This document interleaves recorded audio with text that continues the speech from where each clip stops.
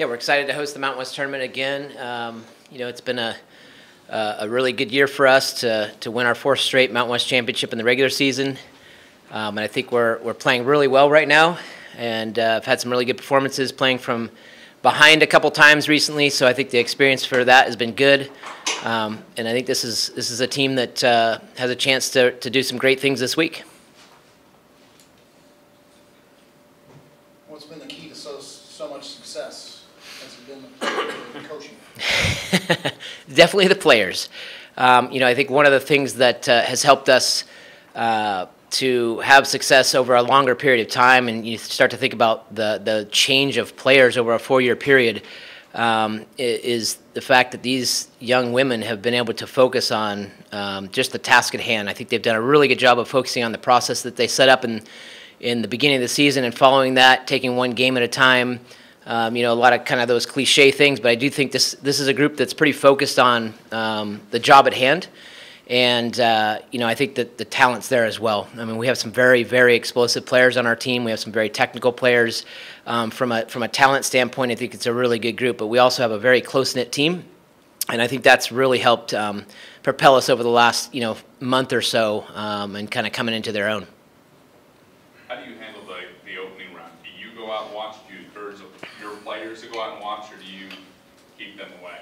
I've changed it over the years, depending on the group. I'll for sure be watching, trying to get whatever I can out of those 2 games to see if, we can find things that we can exploit.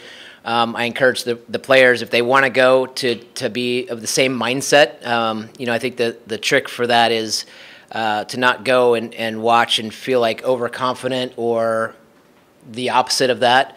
So I think it's got to be the right mindset if you're going to go out there, and I just encourage them to go if they want to look at it and see. I think one of the challenges is that we don't play today. The rest of the tournament starts and we don't, and I think that's one of the things that we have to be ready on Thursday to come out of the gates fast, because whoever does win the games tonight will have a little momentum going to Thursday, and so we'll need to make sure that we are at that same or a better level than that right from the first whistle. Mike, I think you've won, to your point earlier, 4 straight now league titles is unprecedented, never been done. How much is this getting now passed from class to class to class and becoming tradition here? Well, I think that's the thing that when I was hired as the head coach, we want to create some culture in this program, and that's one of the most difficult things to do in a program. And we won in 2009, and I felt like, we've made this step, and then we took some steps backwards off of that, and it was really probably the culture. I look back at that and feel like it was the culture that was not quite there yet. The culture that's been established and, the 2012 team kind of really solidified has been passed on, and it's evolved over that time. But I do feel like the culture is one of the things that does push this program forward.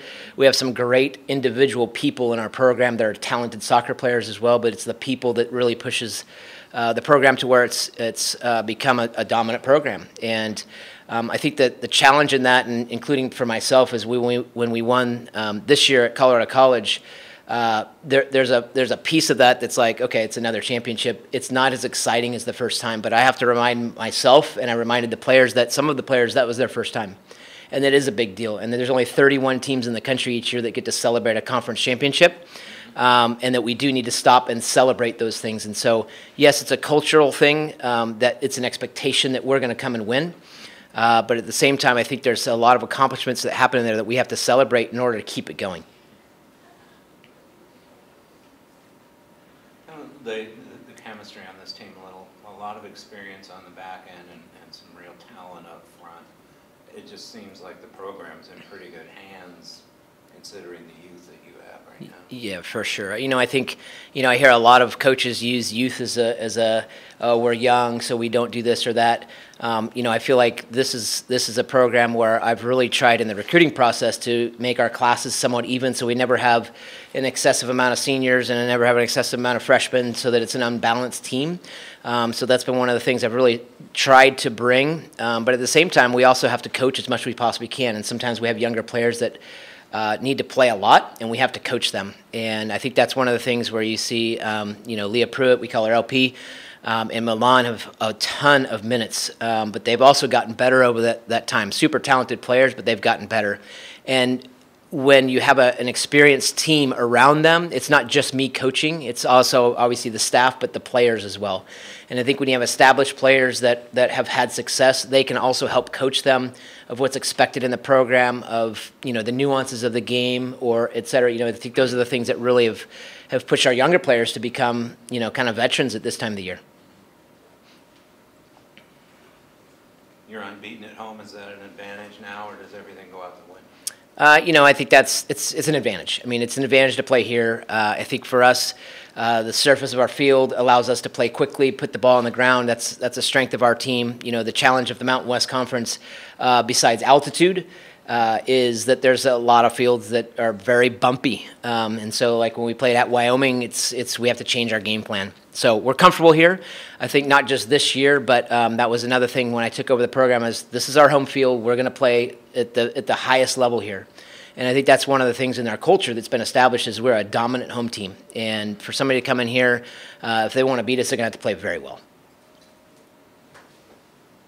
You feel like you need to win to get in?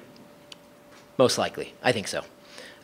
You know, I think that's one of the things that we talk about, the things we can control and the things we can't control. And whether we get in the NCAA tournament as an at-large or not, I don't know.